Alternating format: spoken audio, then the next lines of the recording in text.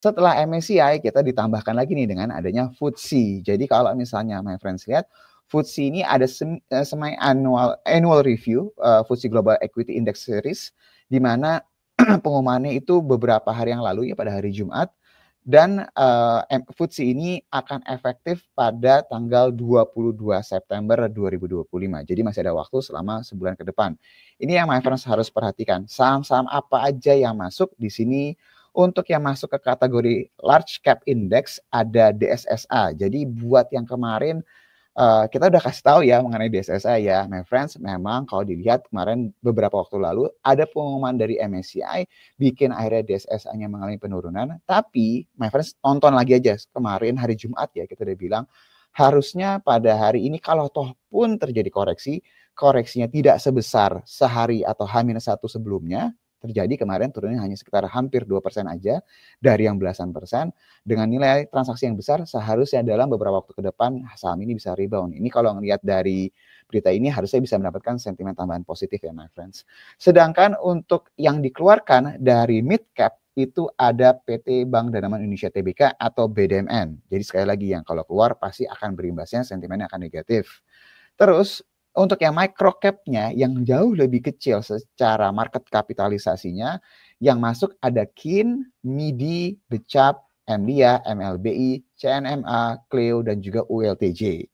Sedangkan yang dikeluarkan dari micro cap-nya itu ada BES, TB, PSSI, MTMH, KKGI, SMBR, dan juga UCIT. SMBR salah satu yang sering kita bahas ya beberapa waktu yang lalu. Nah ini harusnya bisa kasih sentimen yang kurang bagus, tapi jangka pendek aja my friends ya. Jadi bukan berarti fundamentalnya jelek, enggak. Tapi ini kena volatilitas jangka pendek karena dia dikeluarkan untuk yang micro cap-nya. Pertanyaannya adalah, apakah impact-nya akan besar seperti MSCI?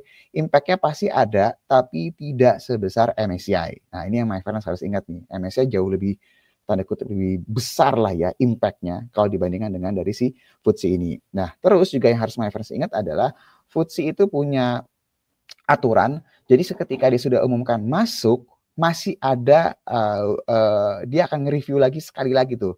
Jadi menjelang nanti efektif, beberapa hari sebelum menjelang efektif, dia bisa masih mereview apakah ada suatu hal yang sifatnya di luar ekspektasi mereka atau sesuai nggak dengan apa yang persyaratan-persyaratan yang seharusnya dijalankan. Kalau seandainya tidak sesuai, bisa jadi dibatalkan. Nah ini sangat kalau yang my friends pernah ngerasain ini relate banget di tahun lalu brand mengalami hal tersebut ya, di mana waktu itu brand sudah masuk. Tiba-tiba beberapa hari sebelum efektif itu ada pengumuman bahwa brand nggak jadi. Jadi ini yang my friends harus perhatikan. Masuk ke dalam indeks global, momentumnya itu akan sangat positif secara jangka pendek, tapi volatilitasnya akan sangat luar biasa banget. Dan buat my friends yang lihat nih, oh ini ada nama saham-saham baru lagi nih. Ingat ya my friends ya, momentum itu hanya pendek.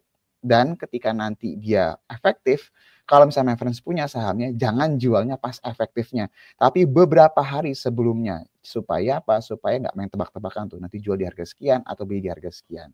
Jadi sekali lagi, untuk indeks, my friends harus ingat, jangan belinya itu pas tanggal efektif atau beberapa hari sebelum bilang efektif. Kalau sudah punya posisi, seandainya memang indeks ini atau indeks global indeks ini sebagai strateginya ya, berarti beberapa jauh-jauh hari sebelum efektif sudah mulai dikurangi posisinya. Dan baik lagi, kalau misalnya setelah indeks rebalancing ini, normalnya pasarnya akan mulai normal lagi, volatilitas akan mereda lagi.